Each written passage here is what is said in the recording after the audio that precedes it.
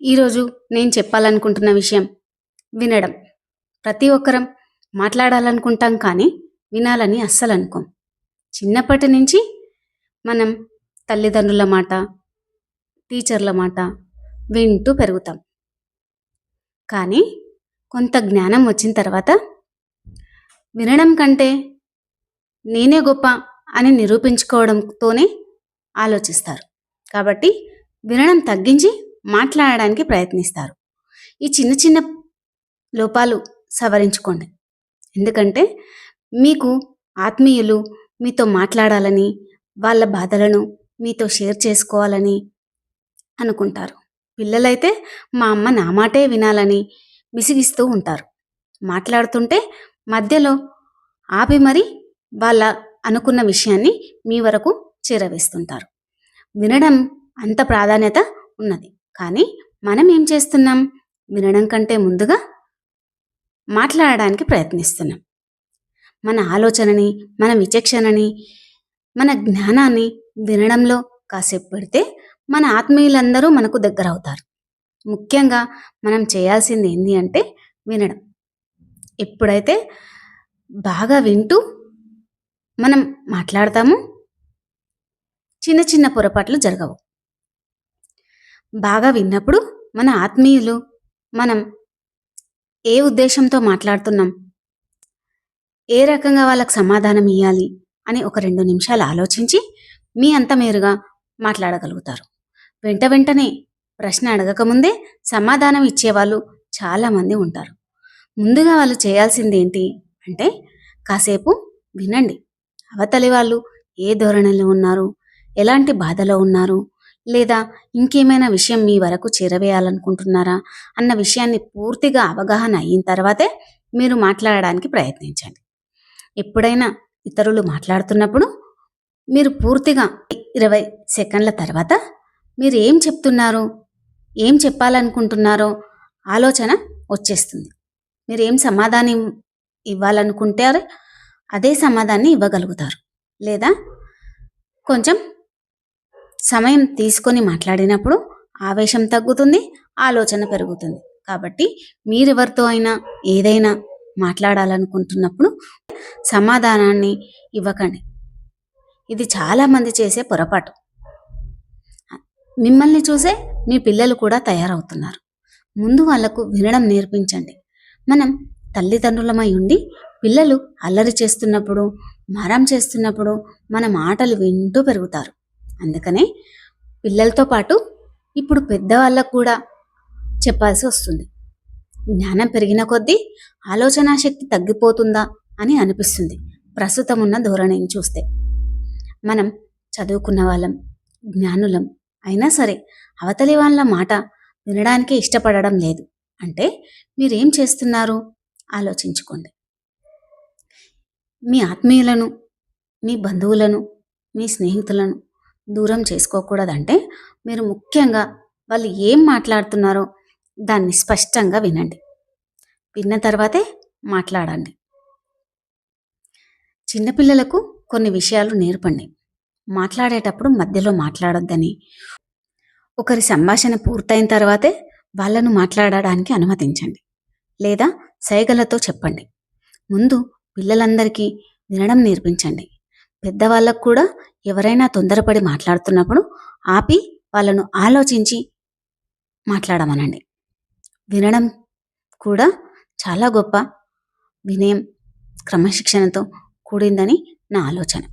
మనం ఇంత ఏజ్ వచ్చి ఇన్ని ఆలోచనలు ఉండి మనమే గొప్ప అని నిరూపించడానికి ఏది పడితే అది, ఇంత పడితే అంత మాట్లాడకుండా ఉండండి. మీకు తోచిన సలహాను ఇవ్వగలగాలి అని అనుకుంటే మాత్రం ఖచ్చితంగా వాళ్ళు పూర్తిగా మాట్లాడే వరకు ఆగండి. ఆగిన తర్వాతే సమాధానం ఇవ్వండి. పెద్దవారయ్యాక మీ తల్లిదండ్రులు మీరు ఎప్పుడొస్తారా, వాళ్ళ బాధలు మీకు ఏ విధంగా తెలపాలి అని ఆలోచిస్తుంటారు. బంధువులందరూ ఇలాగే అక్క చెల్లెళ్ళు కానీ, అన్న తమ్ములు కానీ మీకోసం ఎదురు చూసి మీతో ఏం సంభాషించాలని, ఏమేమో చెప్పాలని, వాళ్ళ ఆలోచనలన్నీ ముందు పరచాలని అనుకుంటారు. కానీ మీరు వినడానికే సిద్ధంగా లేనప్పుడు వాళ్ళ బాధలు, వాళ్ళ సమస్యలు వాళ్ళు మీతో ముచ్చటించాలనుకున్న విషయాలు మీ వరకు ఎలా చేరుతాయి? అందుకనే పూర్తిగా అవతలి వాళ్ళు ఏం మాట్లాడుతున్నారో వినండి ఫస్ట్. విన్న తర్వాతే దానికి తగిన విధంగా మీరు సమాధానం ఇవ్వాలి. ఒక వక్తగా ఉండాలంటే ముందుగా ఒక శ్రోతగా ఉండాలి. అవతలి వాళ్ళు ఏమేం మాట్లాడుతున్నారో ఆ పాయింట్స్ నోట్ చేసుకోవాలి. ఆ తర్వాతే వీళ్ళు వక్తలవుతారు. మీ పిల్లలైనా అంతే, మీరైనా అంతే. అవతలి వాళ్ళు ఏ దృష్టితో చెప్తున్నారు, ఏ విధంగా మాట్లాడుతున్నారు, దాన్ని బట్టే మీ సమాధానాలు ఇవ్వండి. ఇంతమంది బంధువులు మీ మాట కోసం మీకు చెప్పాలన్న ఆతృతతో, మీరు వినాలన్న విషయాలను మూటగట్టుకొని మీకోసం కూర్చుంటారు. అలాంటి సమయాలలో మీరే ఎక్కువగా మాట్లాడి వాళ్ళను మాట్లాడనివ్వకుండా చేయకండి. వాళ్ళు ఎన్నో ఆశలతో మీకోసం ఎదురు చూస్తూ ఉంటారు. ఇది కాస్త ఆలోచనతో కూడుకున్న విషయం. మీ పిల్లలైనా వాళ్ళు చెప్పాలనుకున్న విషయాన్ని మీ వరకు చేరవేస్తూ ఉంటారు. అది పూర్తిగా విని సమాధానం ఇవ్వండి. ఒకప్పుడు వినేవాడికి చెప్పేవాడు లోకువ, చెప్పేవాడికి వినేవాడు లోకువ అనే సామెత వచ్చింది. అంటే మిగతా వారి దగ్గర ఎలా ఉన్నా బంధువులతో, మనకు కావలసిన వారితో మాత్రం వినడానికే ప్రయత్నించండి. వాళ్ళు ప్రేమనంతా మీ మీద ఒలకబోస్తుంటారు. మాట మనుషులను కలిపితే వినడం మనసులను కలుపుతుంది. ఇది గుర్తుంచుకొని మీ బంధువులతో అయినా, మీ స్నేహితులతో అయినా, మీ పిల్లలతో అయినా మాట్లాడేటప్పుడు వాళ్ళేం మాట్లాడుతున్నారో అని పూర్తిగా వినండి. వినడమే మీ గొప్ప కళ అనుకోండి, లేదా ఓపిక అనుకోండి.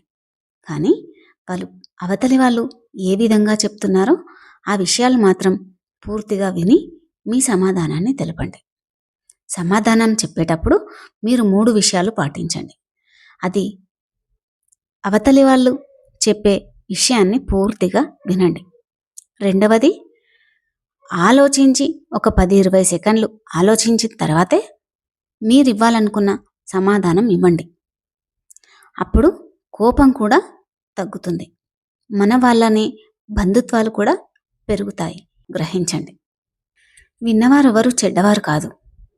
వింటున్నారంటే తక్కువ చేయడం కాదు, వాళ్ళ ఓపికని మీ ముందు ప్రదర్శిస్తున్నారని. వింటున్నారు కదా అని ఏది పడితే అది మాట్లాడకండి. వినగలిగినంతనే, ఓపిక ఉన్నంత వరకే ఉంటుంది. కాబట్టి మీరు కూడా మీ విలువైన అమూల్యమైన విషయాలు మాత్రమే పంచుకోండి. ఎంత గొప్ప డాక్టర్ అయినా సరే మీకు ఏం జబ్బుంది, మీ సమస్య ఏంతో వినకుండానే దానికి మందు ఇవ్వలేడు. మీరు కూడా అంతే. ఇంట్లో గృహిణులు మరి అన్ని విషయాల్లో ఇన్వాల్వ్ అవ్వాల్సి వస్తుంది. కాబట్టి ముందుగా పూర్తిగా వినండి వారు చెప్పే విషయాలు. ఆ తర్వాతే సమాధానాలు ఇవ్వండి. ఎందుకంటే ఎక్కడైతే రోగం ఉంటుందో అక్కడే మందు పడాలి. అది గుర్తుంచుకోండి. వినడం నేర్చుకుంటేనే తర్వాతి అడుగు మాట్లాడడం వైపు వెళ్తుంది. నెక్స్ట్ మాట్లాడడం గురించి, ఎలా మాట్లాడాలని దాని గురించి మాట్లాడుకుందాం.